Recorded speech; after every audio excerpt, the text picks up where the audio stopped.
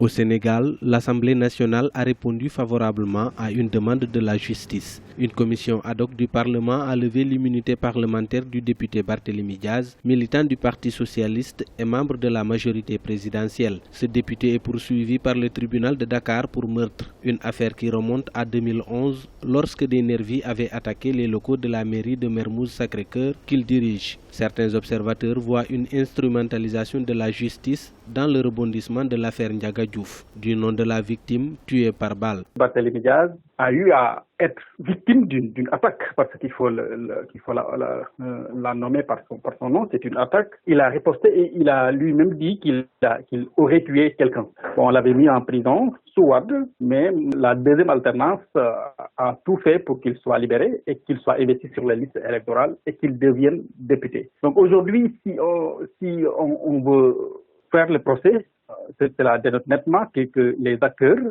font un règlement de compte politique dans la mesure où Barthélémy Diaz ne partage plus les convictions des tenants du pouvoir actuel. Il est en phase avec Khalifa Sall, qui est un futur adversaire du président de la République, Macky Sall. Je pense qu'aujourd'hui, on ne peut pas ne pas penser à un procès politique, à un règlement de compte politique et à une utilisation, à une instrumentalisation de l'Assemblée nationale et de la justice pour régler des comptes. À l'époque des faits, en 2011, le candidat Macky Sall avait soutenu publiquement Barthélémy Diaz. Aujourd'hui, le maire socialiste, allié du maire de la capitale Khalifa Sall, dans les querelles de positionnement au sein du Parti socialiste et dans la conquête du pouvoir, a perdu son capital de sympathie au sein du régime du président Macky Sall. Cette affaire soulève beaucoup de contradictions. Il y a nettement une volonté de vouloir réduire à néant un adversaire politique, un allié qui est devenu un adversaire politique très gênant. Parce que Barthélémy, quoi qu'on dise, c'est quelqu'un on ne le dédouane pas.